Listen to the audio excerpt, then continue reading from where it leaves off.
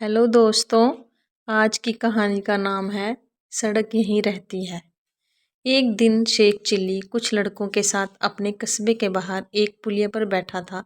तभी एक सज्जन शहर से आए और लड़कों से पूछने लगे, क्यों भाई, शेख साहब के घर को कौन सी सड़क गई है? शेख चिल्ली के पिता को सब शेख साहब कहते थे। उस गांव में वैसे तो बहुत से शेख थे, परंतु शेख साहब चिल्ली के अब्बा जान ही कहलाते थे।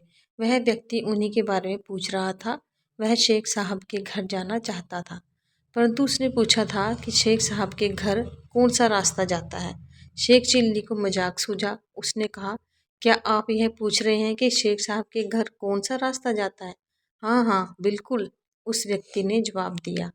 इससे पहले कि कोई लड़का बोले, शेख चिल्ली बोल पड़ा, इन तीनों में से कोई भी रास्ता नहीं जाता।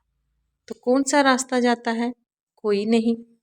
क्या कहते हो बेटे, शेख साहब का यही गांव है ना? वह इसी गांव में रहते हैं ना? हाँ, रहते तो इसी गांव में हैं। मैं यही तो पूछ रहा हूँ कि कौन सा रास्ता उनके घर तक जाएगा।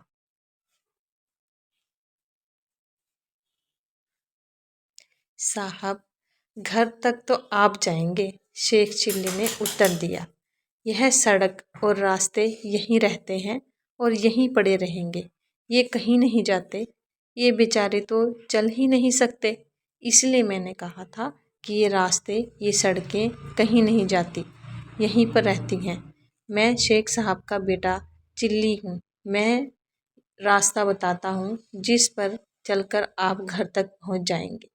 अरे बेटा चिल्ली, वह आदमी प्रसन्न होकर बोला, तू तो वाकई बड़ा समझदार और बुद्धिमान हो गया है। तू छोटा सा था जब मैं गांव आया था। मैंने गोद में खिलाया है तुझे। चल बेटा, घर चल मेरे साथ।